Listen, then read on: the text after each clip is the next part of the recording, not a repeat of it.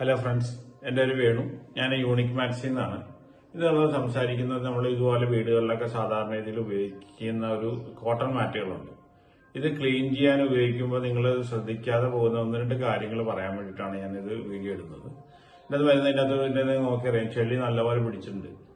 ഇത് നിങ്ങൾ ക്ലീൻ ചെയ്യാൻ വാഷിംഗ് മെഷീനോ അല്ലെങ്കിൽ ബക്കറ്റിൽ വെള്ളം എടുത്തിട്ട് സോപ്പ് പൊടി ഇട്ട് മുക്കി വെച്ച് അങ്ങനെയായിരിക്കും നിങ്ങൾ ക്ലീൻ ചെയ്യണം. അല്ലെങ്കിൽ വാഷിംഗ് മെഷീനിൽ ഏത് മെത്തേഡിലാണെങ്കിലും ഇത് ചെയ്യുന്നത്. ഇത് ചെയ്യുമ്പോൾ ഏറ്റവും കുറഞ്ഞത് 25 ലിറ്റർ വെള്ളമെങ്കിലും ശരാശരി നിങ്ങൾക്ക് ഇതുകൊണ്ട് നഷ്ടപ്പെടുന്നുണ്ട്. അപ്പൊ നിങ്ങളുടെ വീട്ടില് കാരണം ഈ ചെളി പോകണമെങ്കിൽ ഇതുപോലെ മാറ്റാണെങ്കിൽ, പുതിയ ഫ്രഷ് ആയിട്ട് മാറ്റാണെങ്കിൽ എന്തായാലും നിങ്ങൾ മാസത്തിൽ ഒരു പ്രാവശ്യം എന്തായാലും ഇത് വാഷ് ചെയ്തേ പറ്റൂ.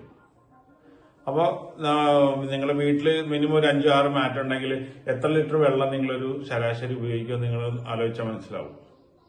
ആ വെള്ളത്തിന്റെ ഉപയോഗം കോർപ്പറേഷൻ വാട്ടർ ആണെങ്കിലും നമ്മുടെ ബോർവെല്ലിലെ വെള്ളമാണെങ്കിലും കിണറ്റിലെ വെള്ളമാണെങ്കിലും ഏത് വെള്ളമാണെങ്കിലും വെള്ളം പോയി കഴിഞ്ഞാൽ അത് പോയത് തന്നെയാണ്. അപ്പൊ മാക്സിമം വെള്ളത്തിന്റെ ഉപയോഗം കുറയ്ക്കുക.